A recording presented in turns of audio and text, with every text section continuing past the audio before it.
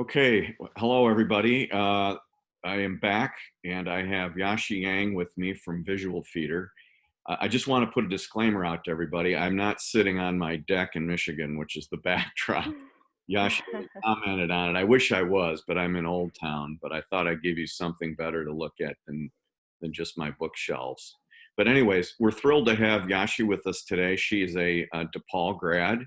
And as the founder of Visual Feeder, she has a great story to tell as she's in the process of literally starting and launching her business and has been involved in the Techstars Accelerator over at 1871, which is how I met her. And she was also kind enough to come and speak at our advisory board meeting, which seems like a year ago, but it was just last month. And we're really thrilled to have you with us today, Yashi. So welcome.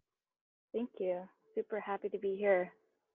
So could you start off by kind of giving us a 5-minute overview of your kind of background story, how you got into this business, and I guess your kind of your entrepreneurial journey up to this point? That would be great. Yeah, so you know, I, to go back to how it all started, I feel like it really started when I was 7 years old. And when I was seven, I had this neighbor that had a beautiful garden, but there were a bunch of holes in all his plants. And then I remember him complaining about slugs, just like these Slugs? pests, yeah, slugs, eating up all his plants. And I remember I was like, okay, you know what? I can offer to pick these slugs for you out of your garden. Um, and I remember he was like, okay, if you can pick these slugs, I'll pay you 5 cents a piece. And then I remember I spent the whole day just finding slugs under these moist areas, under logs, under rocks. And by the end of the day, I had so many slugs.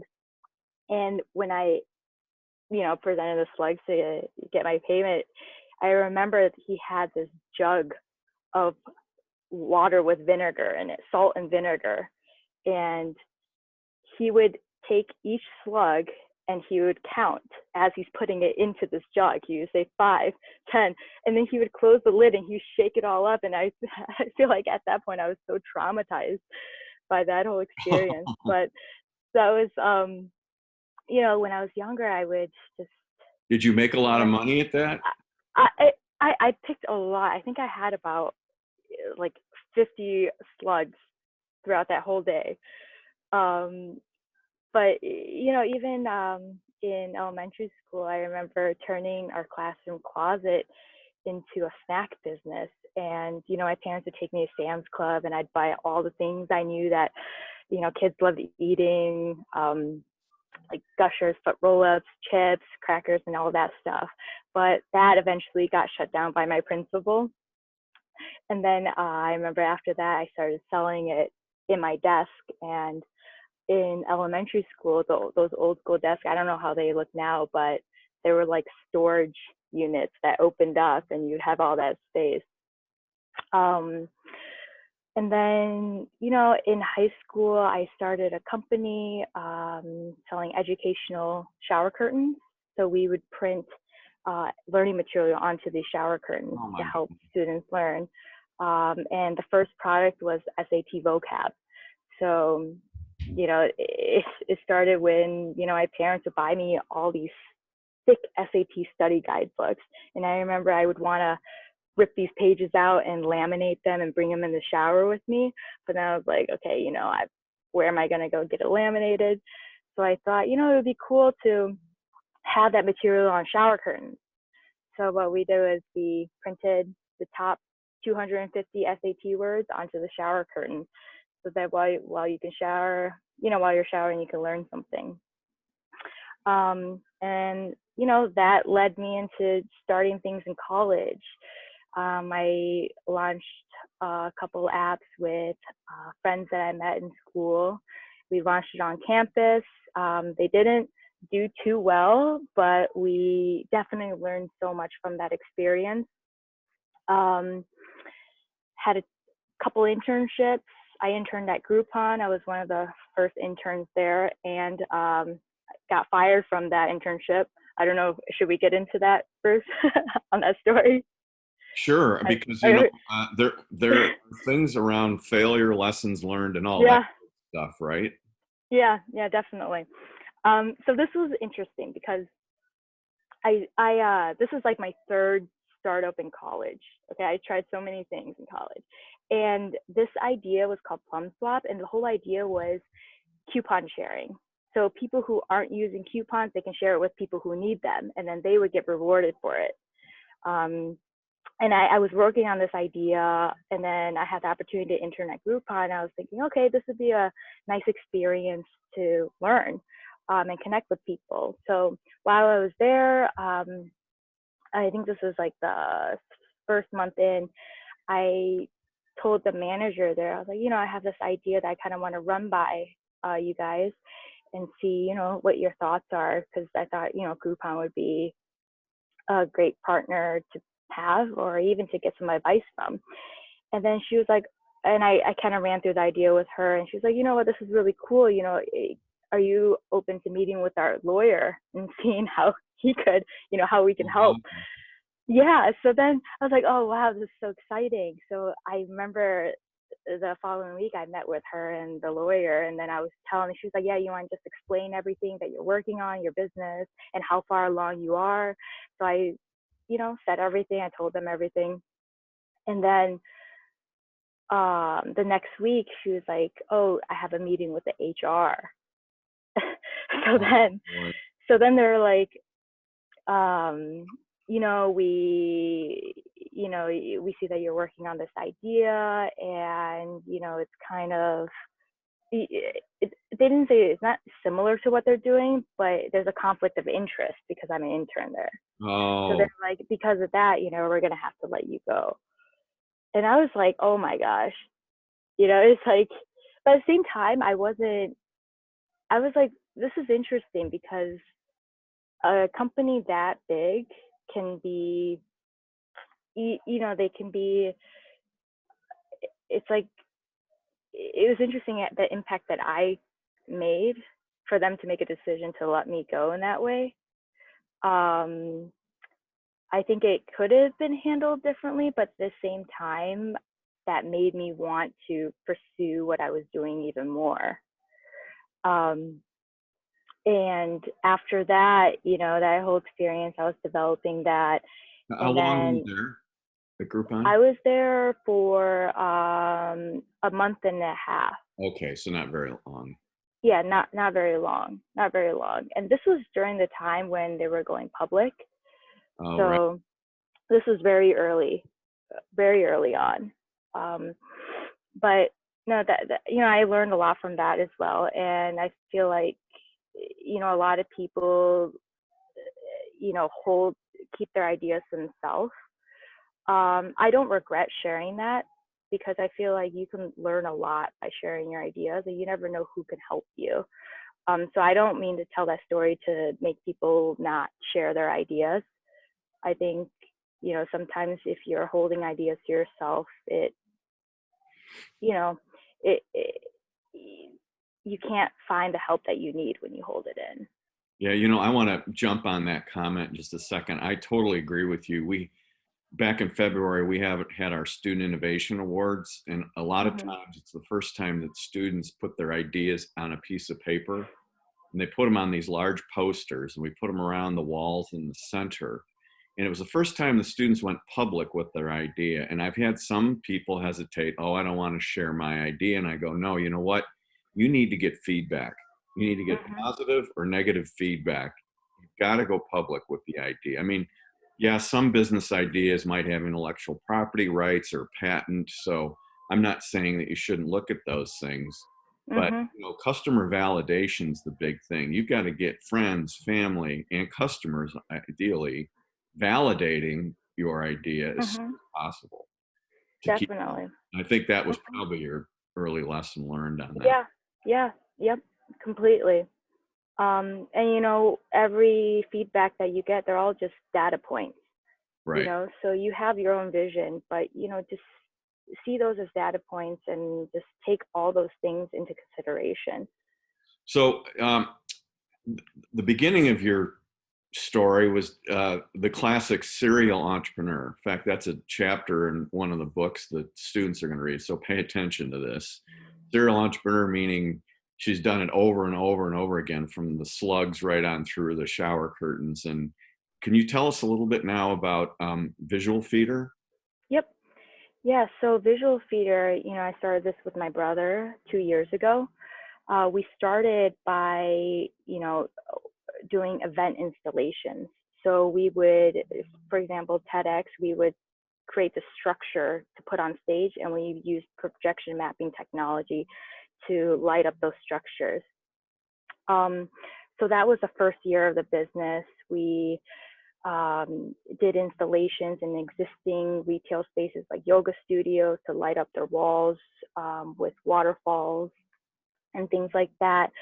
For the second year of the business, we saw an opportunity in the vacant retail space. So, downtown Chicago, there's a ton of vacancies in premium locations with high foot traffic.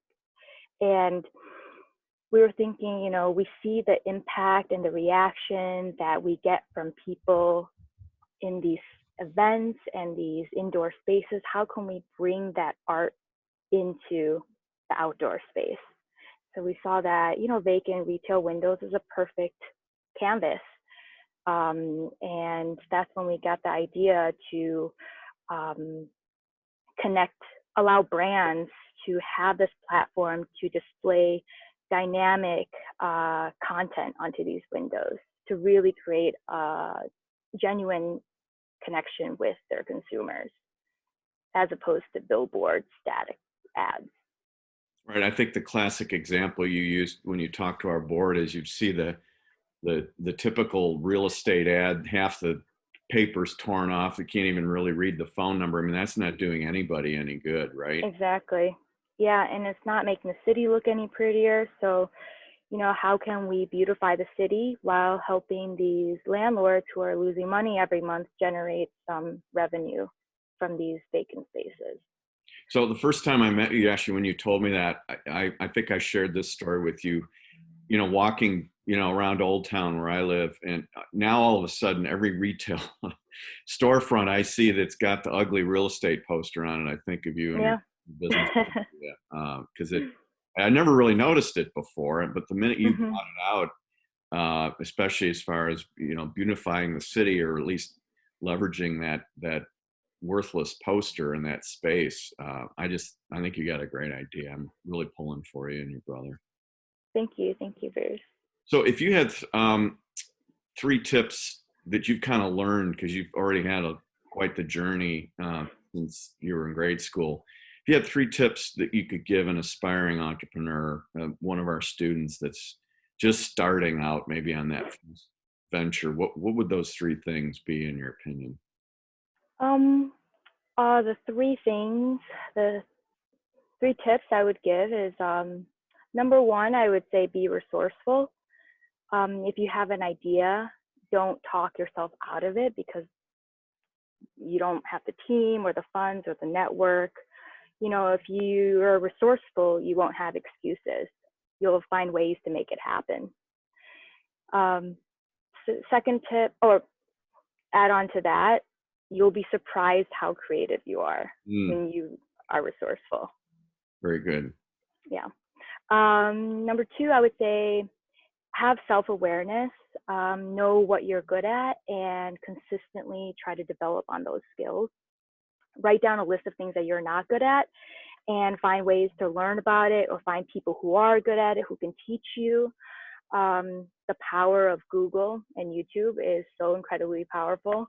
What But was at some what, point, what was something you weren't good at that you had to learn or do to get better? I would say financial modeling. Okay. Yeah, financial with numbers. I would say with um, yeah, something that I need to work on is the financial part of businesses, because I'm more of, I have the idea, I execute on the ideas, but then there are other parts of your business that you just need to know. They're so critical. Um, Yeah, if you don't have that financial piece, exactly. that could unwind you pretty quick in your Oh business. yeah. So just having that self-awareness to know that, okay, this is not my, something I'm strong in. figure out, learn about it online, talk to people who are good at it, who do that as a living, and learn from them. But, at some point, you're going to realize that you can't be an expert at everything. Right. So you'll need to outsource and delegate those things. But I do believe that it's very important to have a basic understanding of whatever it is. And another thing would be, for many people, it's coding, right? You have an idea, but you don't know how to code. If that's not something that you're able to do, if you can't sit down and code all day, if that's not your personality, or like that's not something that you're capable of doing, you're going to eventually have to work with someone who is good at that. But that's not to say that you shouldn't know anything about it. Have a basic understanding of it so that you can appreciate the work that they do. And also you can also communicate, and they can, it's like coding, and even with design, I know that I have I know what I want to see as far as the layout of the design, but I don't necessarily know how to use those programs to put it together. But I have a basic understanding of how that program works, so that I can communicate with the designer to have Yeah. them lay it out. I want to build on those 2 points for just a second, and then we'll kind of wrap things up. Yeah. That I think you've got a great point. If you're not good at something, bring somebody else in as a resource. But that doesn't mean to not learn anything about it. Like, Right, let's exactly. take finance, for example. You still do need a basic understanding, even though you might bring someone in to really do the heavy lifting. Same thing on the coding side. That doesn't mean you can completely ignore it, because you've got to at least know when somebody's telling you something, if that makes sense to you or not. You need to know enough Right, gut to say, to make a decision. You need to know a minimal amount, no matter what. right. Yeah, that's Exactly. Um, and the last thing would be, I would say, I love the Nike slogan, "Just do it." yeah. Okay. Something about, I just love it. You know, and it's so important, because I think about, how a lot of people focus so much time on writing these 30-page business plans, but then they don't act on it.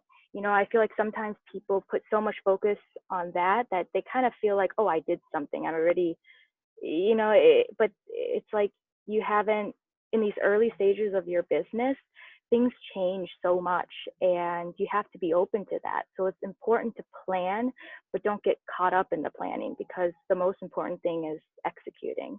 And you're going to learn more from that than any business plan that you create. Absolutely. You don't want to sit around and dot every I and cross every T. You may need a basic Right. plan, but ultimately Yes. nobody's got this stuff figured out. You're going to learn so Mhm. much more by going out and doing stuff, and then Mhm. adjusting as you go, right? I mean, that's Mhm.